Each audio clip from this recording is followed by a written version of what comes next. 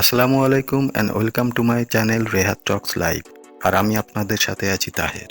আজ আমরা অনুসন্ধান করতে চলেছি এক অদ্ভুত অথচ আকর্ষণীয় টপিক নিয়ে, ককরোচ মিল্ক বা আরশোলার দুধ। হ্যাঁ, আপনি ঠিকই শুনেছেন, আরশোলার দুধ। আর তার সাথে সাথে জানবো কেন এই আরশোলার দুধ আবিষ্কারের প্রয়োজন হলো। So please stay with me till the end. আরশোলার দুধ কি? এটা দুধের মতো প্রোটিন সমৃদ্ধ এক স্ফটিক পদার্থ। ডিপ্লোপটেরা প্লাংটাটা প্রজাতির আরশোলা তাদের বাচ্চাদের পুষ্টির জন্য এই দুধ তৈরি করে। এই প্রজাতির স্ত্রী আরশোলা দেহের অন্ত্র থেকে আরশোলা দুধ সংগ্রহ করা যায়। এটি একটি সুপারফুড যার মধ্যে প্রচুর পরিমাণে পুষ্টিগত বেনিফিট আছে, যেমন high protein, iron, zinc, calcium, antimicrobial properties. এর মধ্যে fatty acid, oleic acid, linoleic acid, আর তার সাথে আছে অ্যামিনো অ্যাসিড, যা আমাদের দেহের কোষগুলোকে রিপেয়ার করে এবং কোষের বৃদ্ধি ঘটায়। বলা হয় 100 গ্রাম আরশোলা দুধের মধ্যে 65.6 গ্রাম প্রোটিন থাকে, তাই মোটামুটি 1 গ্লাস আরশোলা দুধের মধ্যে একজনের সারাদিনের প্রয়োজনীয় পুষ্টি আছে। এর অর্থ দাঁড়ায়, আপনি যদি 1 গ্লাস আরশোলা দুধ খান তাহলে সারাদিন আর কোনো খাবার বা খাদ্য খেতে হবে না। সারাদিন আর কোনো খাদ্য বা খাবার না খেয়ে স্বাভাবিকভাবে কাজ করে যেতে পারবেন এবং শরীরে কোনো দুর্বলতা আসবে না। আরশোলা দুধ নিয়ে গবেষণা বিকল্প পুষ্টিকর খাদ্যের এক নতুন দিগন্ত খুলে দিয়েছে, যা ভবিষ্যতে আরও নতুন নতুন বিকল্প খাদ্য আবিষ্কারে উৎসাহিত করবে। আরশোলা দুধের ব্যবহার কোথায় কোথায় বা কোন কোন ক্ষেত্রে হচ্ছে জানি না, তবে কোথায় কোথায় হতে পারে তার একটা লিস্ট আপনাদের সামনে তুলে ধরছি। আর সেই সব ক্ষেত্রে ব্যবহার হচ্ছে কিনা তা আপনারা আন্দাজ করে নেবেন। বাজারের বিভিন্ন প্রোটিন পাউডারের ব্যবহার হতে পারে, আর এমন প্রোটিন পাউডার আমরা প্রায় প্রত্যেক দোকানে পেয়ে থাকি এবং সেখান থেকে কিনে খেয়েও থাকি। প্রাণীর খাবার হিসাবে যেসব প্রাণীদের চাষ করা হয় সেই সব প্রাণীদের খাবারে এই সব আরশোলা দুধ মেশানো যেতে পারে। উদাহরণ হিসাবে বলা যায় পোলট্রি, মুরগি, গরু, ছাগল, মাছ, তাদের খাবারে আরশোলা দুধ প্রোটিন হিসাবে বা খাদ্য হিসাবে ব্যবহার করা হতে পারে। ওষুধ তৈরিতে আরশোলার দুধ।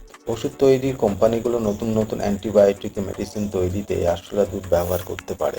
মানুষের খাবারে আরশোলা দুধ বিভিন্ন খাদ্যে যেমন ক্যাডবেরি, দুগ্ধজাত খাবার, আইসক্রিমে ব্যবহার করা যেতেই পারে। আর এইসব খাদ্যে যে ব্যবহার করা হচ্ছে না তার কোনো গ্যারান্টি নেই, বা আমরা জানি না এইসব খাদ্যে তার ব্যবহারগুলো হচ্ছে কিনা। কসমেটিক্সে এই আরশোলা দুধ ব্যবহার।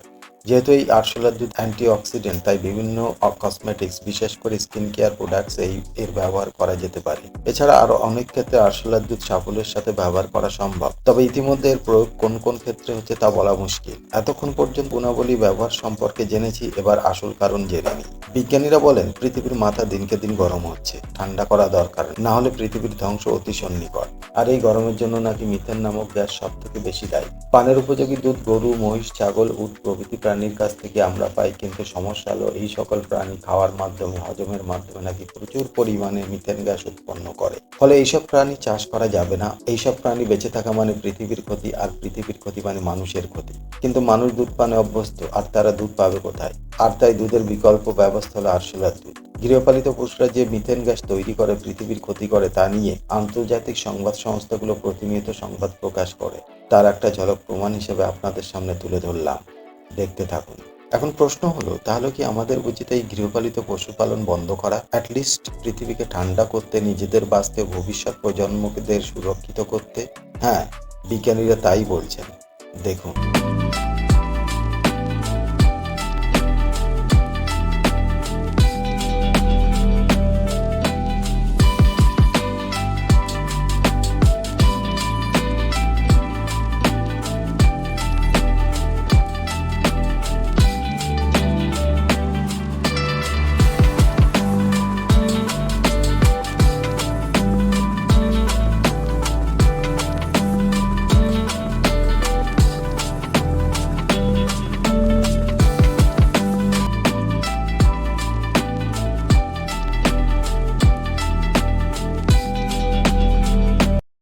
দেখুন, আরশোলার দুধ যতটাই প্রোটিন সমৃদ্ধ হোক বা অন্যান্য গুণাবলী সমৃদ্ধ হোক, আমরা কিন্তু এই দুধ খেতে অভ্যস্ত নই। তাহলে পৃথিবীর বেশিরভাগ মানুষ যে এই দুধকে সহজভাবে, সরলভাবে নেবে তার কোনো মানে নেই। উল্টে বলা যায় যে এই দুধ, এই আরশোলার দুধ যে সাধারণ মানুষ বিকল্প হিসেবে নেবে না, অথচ বিজ্ঞানীরা এটা বিকল্প খাদ্য হিসাবে ব্যবহার করার চেষ্টা করে চলেছে। এবং যারা বিশ্ব মোড়ল, যারা চান পৃথিবীকে ঠান্ডা করে রাখতে বা পৃথিবীর নিয়ন্ত্রণ করতে, তারা মনে করেন এই বিকল্প দুধ মানুষদেরকে খাইয়ে এই সমস্ত গবাদি পশু বা অন্যান্য গৃহপালিত পশু যারা আছে, যারা দুগ্ধজাত বা যারা দুধ দেয় বা মাংস দেয়, তাদেরকে পৃথিবী থেকে নিশ্চিহ্ন করতে হবে। তার জন্য দিনকে দিন এইরকম ভাবে বিকল্প খাবার তৈরি করার চেষ্টা করা হচ্ছে। যেমন আজকালকার দিনে আমরা দেখি কারখানায় তৈরি বিভিন্ন রকম খাবার তৈরি করা হয়। উদাহরণ হিসেবে বলা যায় কারখানায় তৈরি মাছ, কারখানায় তৈরি মাংস, কারখানায় তৈরি দুধ, কারখানায় তৈরি আরো অনেক কত কিছু। কিন্তু মানুষ কি এই সমস্ত খাবার গ্রহণ করতে এখনো পর্যন্ত প্রস্তুত আছে?